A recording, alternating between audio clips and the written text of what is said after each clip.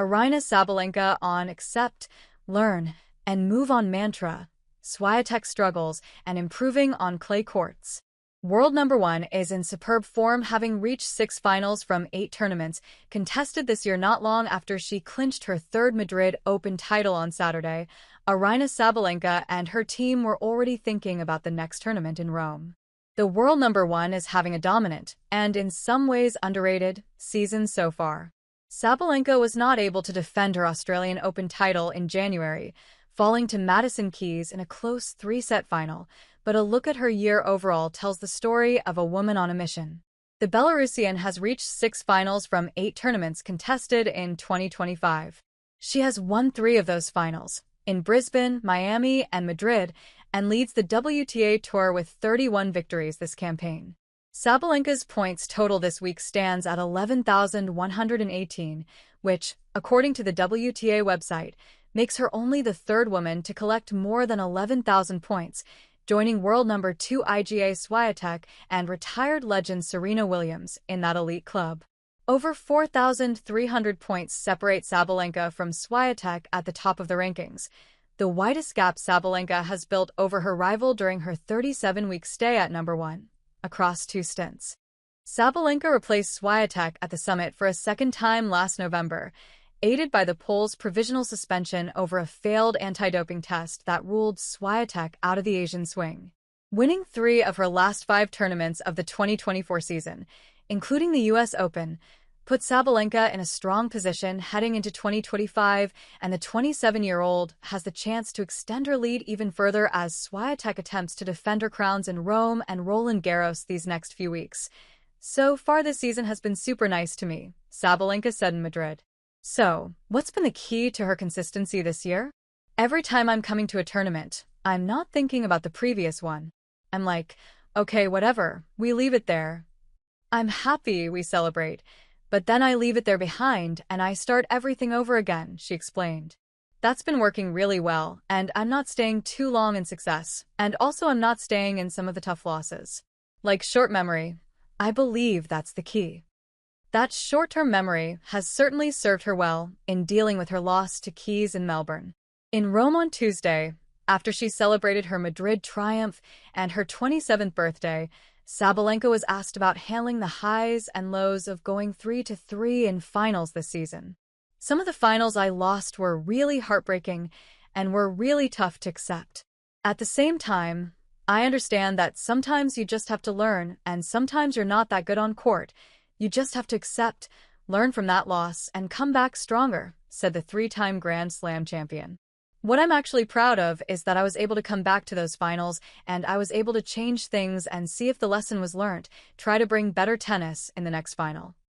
Sabalenka's team, spearheaded by her coach Anton Dubrov, have been fostering this attitude of accept, learn, and move on, and it has been paying off. Dubrov is proud of Sabalenka's consistency, but emphasizes the need to keep improving to stave off the chasing pack.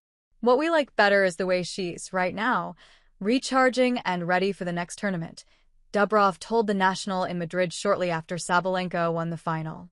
"That was our bigger goal before, is to make her be ready even if she's not at her peak, but she still can compete and be, not just a fighter, but also find a way to win.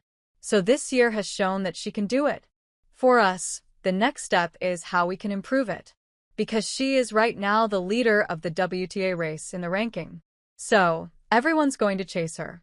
Everyone's going to play, not just the best, but they will have nothing to lose.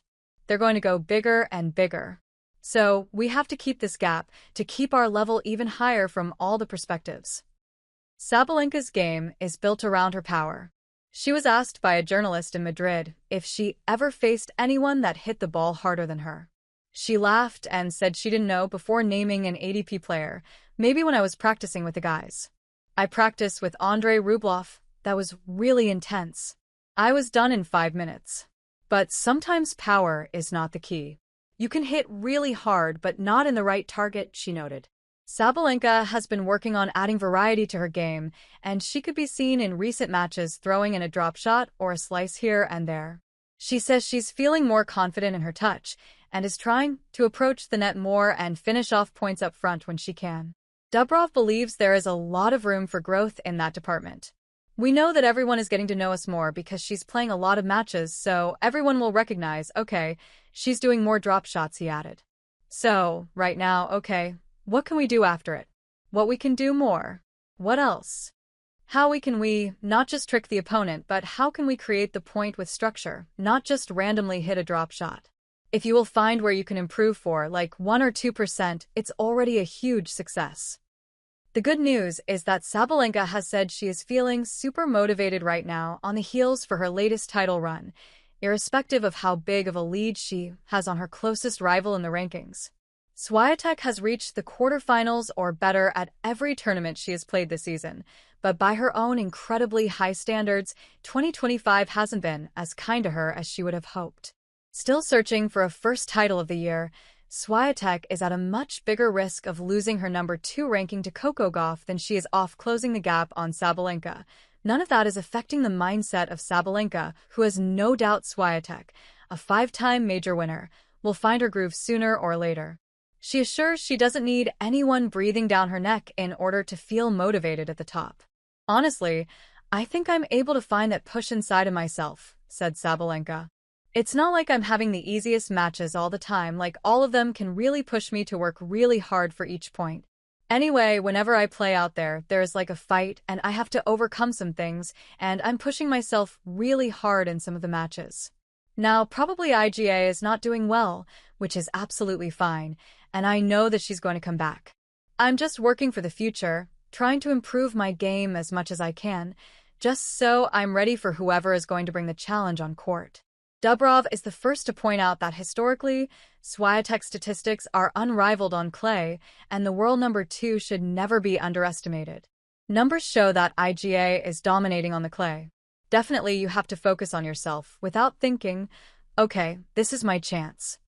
Because if you're going to chase it like, okay, this is my chance, and focus on this, you will lose the thing on the court. What you should do, said Dubrov. In the end of the clay season, we will see, did you do the right thing or not? But for now, we can only focus on the results of the previous years. And the results of the previous years show that we cannot say anything that IGA is not great. She just didn't play well 2 tournaments, and it's like 3 or 4 weeks before the start of the Paris. So everything can change.